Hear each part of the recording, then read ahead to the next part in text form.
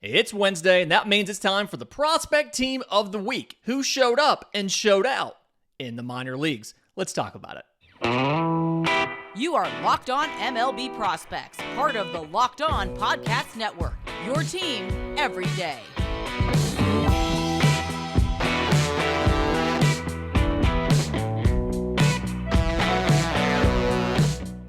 Yes, welcome on in to Locked On MLB Prospects, your home for all things minor league baseball. I'm your host, Lindsay Crosby, freelance baseball writer and podcaster. Thank you for making this your first listen. Every single day, we're proudly part of the Locked On Podcast Network, where it's your team every day. And today, we are talking about the prospects that had themselves a week last week in the minor leagues. As we like to do, let's start with the pitching. And the guy that I want to make sure that we get started off with, part of it's just because, I love lefties. But we're going to start off with left-hand pitcher Carson Whisenhunt of the San Francisco Giants. So 2022 second rounder out of East Carolina. And if you remember our everydayers who, we talked about him quite a few times last year, because he was that fella that was a promising first round pick, was in contention to be one of the first pitchers taken last year. And then he got suspended for his final season of college for performance-enhancing substances. Didn't get to pitch until Cape Cod. Got a little bit of stuff there. Still was taken in the second round. I believe he went under slot because of that. And then made 3 short starts in the fall league. Well, he is pitching now.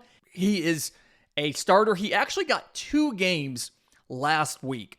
One of them was his 4th and final start in low A on April 25th versus Fresno.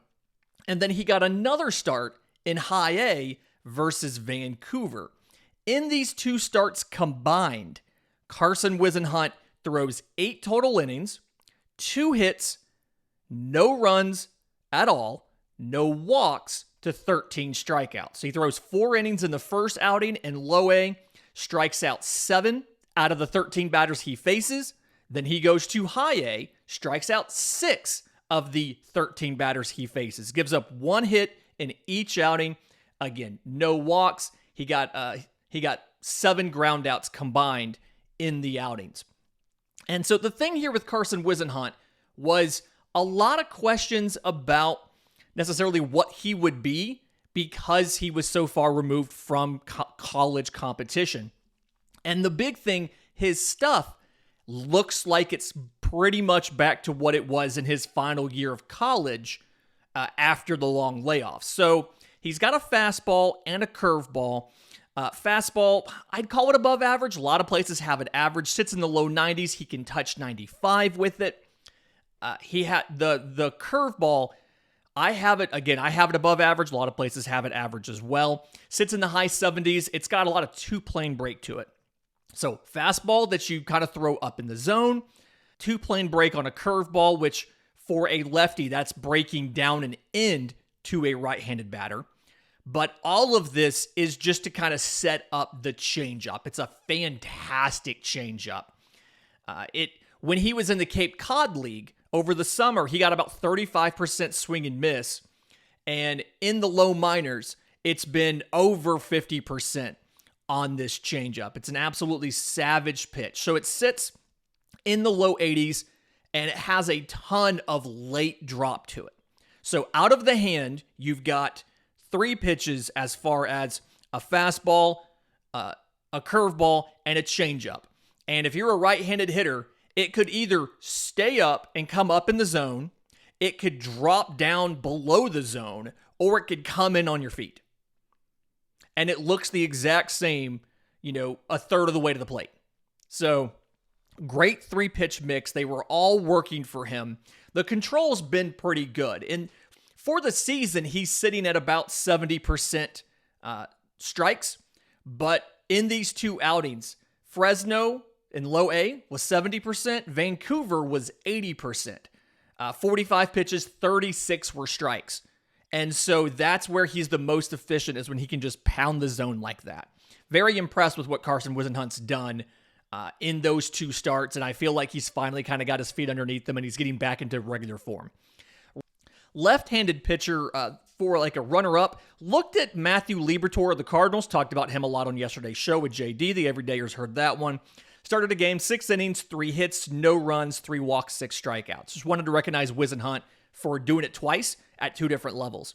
For the right-handed pitchers, Nick Frasso of the Dodgers, to me, was the big one. So 2020 fourth rounder out of La Loya by Toronto, had Tommy John in 2020, and then was traded for pitcher Mitch White to the Dodgers in August.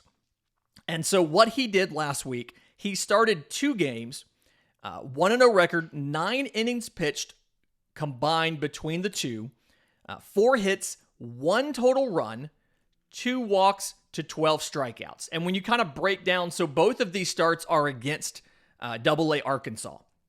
In the first start, 5 innings, that's where he gives up 3 hits, 1 run, 8 strikeouts. Turns around the end of the week on Sunday, 4 more innings against Arkansas, 1 hit, no run, 2 walks, 4 strikeouts. They saw his stuff a little bit better as far as knowing what was and was not going to be a strike, but they weren't necessarily able to actually get the bat on the ball and get it to land. He only induced 1 ground ball, got a couple fly ball outs in there, but just something where they did not, seeing them the second time in a week, they did not have any more success than they had the first time. They didn't strike out as much, but they also didn't put as many balls through the defense and didn't score any runs. So when you look at what he actually does, it's absurd. He's got a fastball, so right-handed pitcher, but he has a fastball that he loves to throw into lefties, which is not something you see a lot. It's probably a 70-grade pitch. It might be the best fastball in this system. It sits in the high 90s. He can touch 99. And part of the thing with this is he gets a ton of extension. I want to say, if I had that right, I want to say it was, I've seen 6.5 to 7 feet of extension on the pitch. So it plays up even more than what it's already coming in where it can touch 99 or 100. He's very good at throwing it for strikes as well to both lefties and righties. He's not worried about that. He's got 2 sliders, and I say that, I think the Dodgers are in the process of teaching him that sweeper, but he does have an upper 80s, kind of a conventional slider, so it's got a little bit of break to the glove side as well as the drop with it. I really like it when he throws it down and away to righty. It's a really good pitch there. He's got an above-average changeup. He keeps it low in the zone. If you add that sweeper in there, it's going to give you something with the changeup having some arm side run. It's going to give you some options as far as the sweeper is going to be a lot of horizontal movement. The conventional slider is going to be 2-plane break. The changeup is going to run the other direction. But again, very good at throwing strikes, and so very comfortable with what Nick Frasso did. Honorable mention here, Bryan Woo of the Seattle Mariners. So pitches for the Arkansas Travelers. Started a game, 5 innings, 1 hit, no runs, no walks, 8 strikeouts. He was a 2021 6th rounder out of Cal Poly, and it's very much kind of a horizontal game that he plays, right? He's got a fastball, sits mid-90s, can touch 97 or so. I think it's plus, but it's got a lot of run to it to the arm side. And then off of that, he's got a sweeper, sits in the mid-80s, that he runs, obviously, a lot of horizontal movement to the glove side. So he's working laterally a lot. And then he brings in a high 80s changeup that he can drop vertically. So it's a lot of, he gets your eyes moving in and out of the zone, watching for something away, for something in, and then he just drops a changeup onto your bat. Really good pitcher, very promising. I see why he's a top 10 prospect for the Mariners, and I'm excited to get to watch more of him. Last year, this is his first time in Double-A. He's been in Modesto and Everett last year. So very excited to watch more Bryan Woo. In just a second, we're going to get to the infield, including a guy who has returned to the minor leagues from injury and had a fantastic first week. But first, today's episode is brought to you by our friends at Rocket Money. Do you know how much your subscriptions cost you every single year? Like, most Americans think that they're spending like $80 a month on their subscriptions.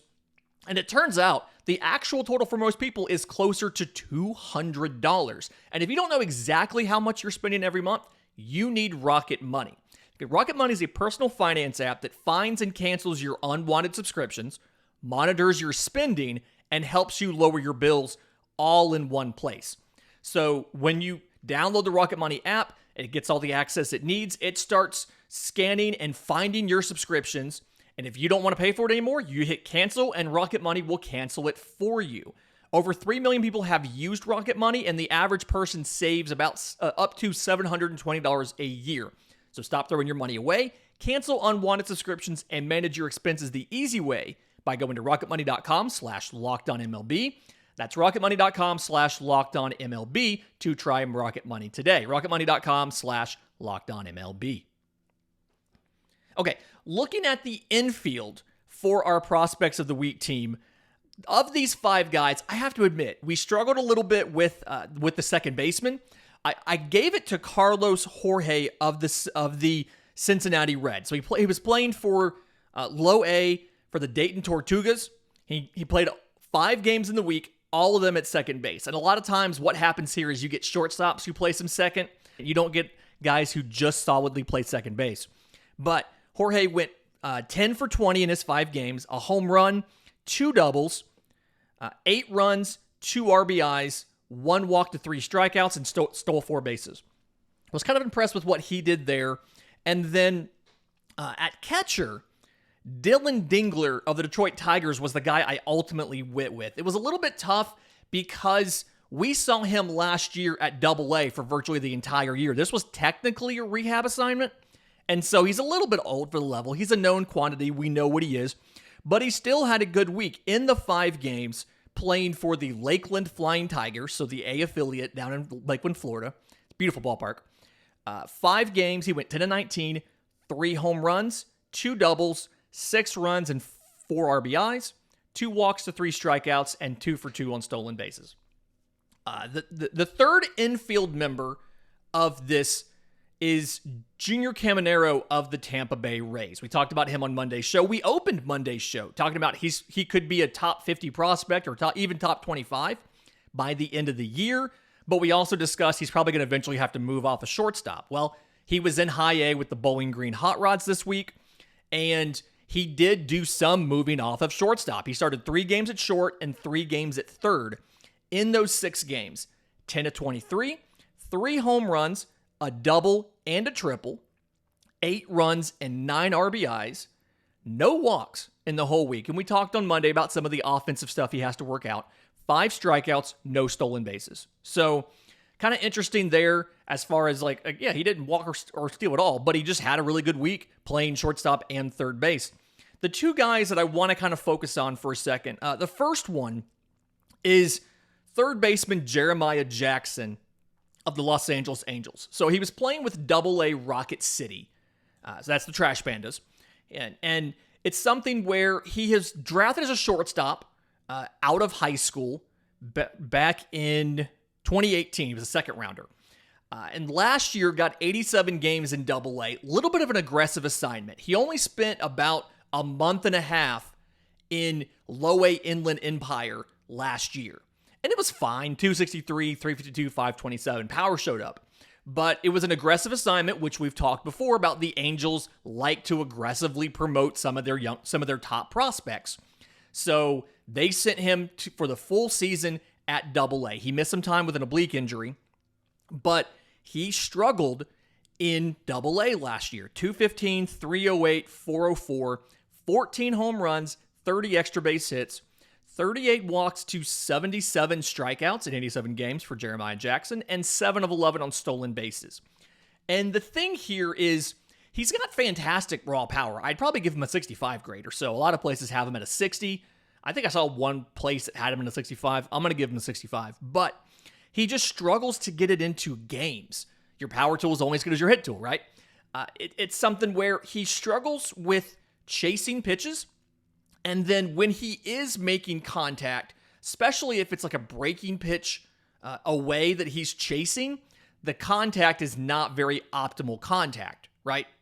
Like that's one of the issues here you have with Jeremiah Jackson. So ended up having a really good week this week, played 5 games, and something that the Angels are doing with him to increase his ceiling is they're moving him around and kind of getting him into that utility mindset. So, again, natural shortstop, could stick at shortstop, I think, defensively. They just promoted Zac Netto up. And so he spends 2 games at third, a game in left, a game in center, and a game at second. So he's moving around, showing the above-average arm, the above-average speed, what he can do. But he gets, in those 5 games, 11 of 18, a home run and 2 doubles, 6 runs, 4 RBIs, 3 walks to 3 strikeouts, and 3 of 4 on stolen bases for Jeremiah Jackson. The ultimate thing here, and we saw a little bit of it when you go back and you watch some of those Rocket City games from last week, is he very much had to shorten up the swing. And he's done that. It was something where he had one of those uphill swings, but not a lot of moving parts, just a longer swing. It took a while to get that swing into the zone. And so because of that, he would be late, especially in elevated fastballs. He would, struggling with chase and the ability to manipulate the barrel to get something down and away, to drop the head of the bat down and get a changeup that dropped below the zone. Things like that. So he's improved. Jeremiah Jackson's improved on some of that stuff. We need him to continue to do it. I'd expect, right now he's having a better season from a batting average standpoint. It's short sample, 2 weeks, but he's batting .271 right now. Compared to the .215 last year. I'm really hoping that if the power can come in a little bit more, he had a slugging in low A of .527. Caveats of California League. Sometimes a lot of teams can hit out there versus .396 right now and .404 last year in Rocket City. But I really do think Jeremiah Jackson can be a piece for the future for the Angels, hopefully by next season. I don't quite think he'll be ready this year, although they are super aggressive with their prospects. So who knows? But I'd like to think it's going to be next year. The other guy, and the one that made his return from injury, his triumphant return from injury, and I think is on a short list to make it to the bigs, is Christian Encarnacion-Strand of the Reds. Natural third baseman, but he played first base in AAA for the Louisville Bats this week. He's a 2021 fourth rounder out of Oklahoma State, and I think he's, ever since I started paying attention to the Cincinnati system, I really think he's the heir apparent to Joey Votto, and the fact they moved him from third base to first base this season tells me they feel the same way. He has a massive arm, so it's a little bit of a waste there. 70-grade arm, but fantastic power. The question was, can he improve the hit tool enough? And the defense wasn't great at third. The range wasn't either, so it makes sense. But opened up this year with a bang. Got in 6 games in that first week that he's back from his back injury. 4 starts at first, 2 DH starts. 11 of 24, 4 home runs, a double, 7 runs, 9 RBIs, 1 walk to 4 strikeouts. And the story here is he's always had a very aggressive approach. 70 power, but it's like, can you hit, is your power tool is only as good as your hit tool? Can you hit enough to get that into games? He had a lot of swing and miss issues out of the zone and a very aggressive approach at the plate, swinging early in the count and getting into bad counts. One of those guys who had a lot of strikeouts, but still had a batting average over 300 last year. So in his 122 games combined between high A and double A, and he was part of that trade from the Twins to the Reds, 304, 368, 587, 32 home runs, 68 extra base hits, again in 122 games, so you love that, 40 walks to 137 strikeouts in 122 games, so you don't necessarily love that from Christian Encarnacion-Strand, but he can go opposite field. He's gotten better at recognizing spin, and I think if he has a hot couple weeks in Louisville, especially with Joey Votto still questionable as to when he's going to come back, you may see them bring him back sooner rather than later to play first base in Cincinnati. I ultimately like him as the long-term first baseman to replace Joey Votto. In just a minute, we're going to get to the outfield. There's a lot of guys who seem to fit that model of great power, questionable hit tool, and they all put it together last week. But first, today's episode is brought to you by our new sponsor, So Rare. It's a revolutionary fantasy baseball game and marketplace where fans become owners, and you have officially licensed digital cards featuring players from all 30 MLB teams. You own the fantasy experience, so you use your cards to set your 8-person lineup every week. As you win, you're competing against global opponents. In the game weeks, there's 2 game weeks per calendar week. You win rewards. You can get rare cards from So Rare, golds, red cards, things like that. You can get game tickets to actual MLB games, merchandise, signed jerseys, VIP experiences. There's tons of cool prizes. And the best part is all of your, it's free to play and you own all of your cards the entire process. I've had a ton of fun with it, so go check it out. It's sorare.com/lockedon. So SORARE.com to draft your team of free player cards, set your lineup, and start competing today to win epic rewards. Again, sorare.com/lockedon to start playing today.